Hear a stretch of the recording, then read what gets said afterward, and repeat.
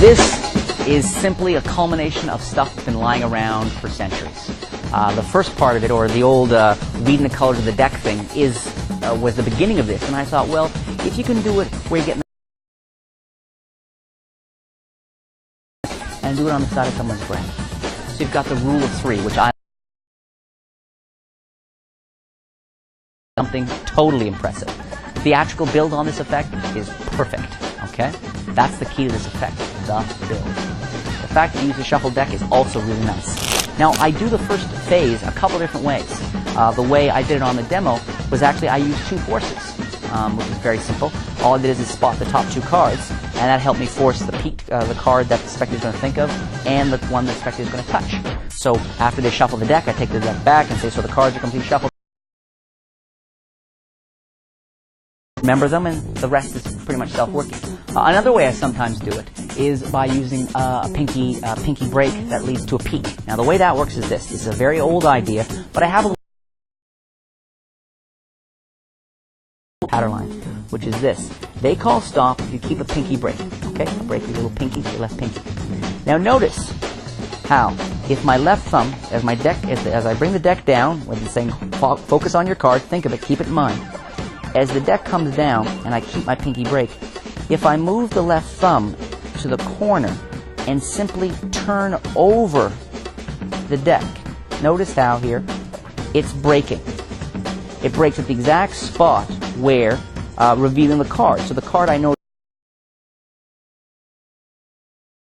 break, and you just roll the deck down from the position, boom, and you roll the deck down. The pinky sort of pushes that card off, and it immediately gets your break, so I can spot the five of hearts.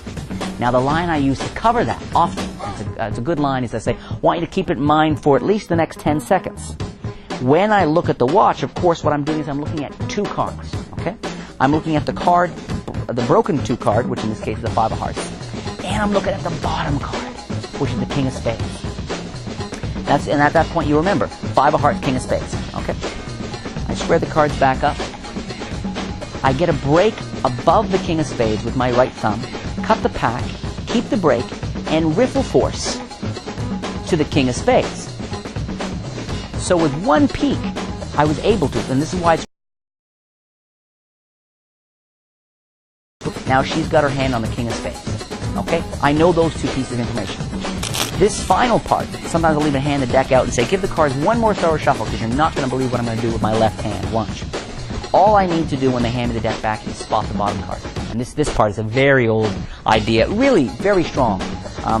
Now that I know the bottom card is the three of spades, I put the deck behind my back. And behind my back, I move the three of spades from the face to the top of the deck, face up. All right?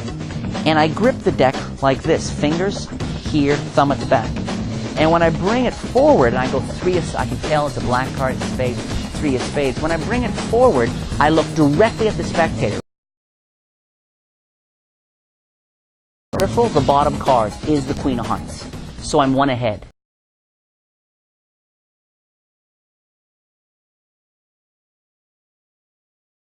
Peripheral. Put it right in front of you and look them right in the eyes. Boom.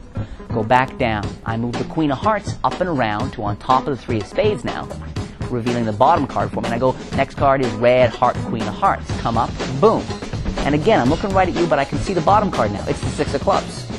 So I just keep doing this, up and around. Do it 3, 4, maybe 5 times. That's shuffle deck, just how impressive this is. Having done it a couple times, I say,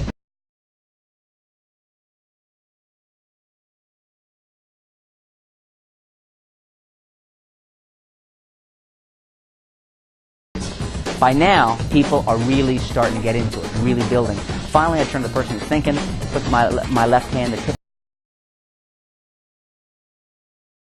closer and closer, boom, I get that one. Boom, boom, boom. An extremely commercial effect.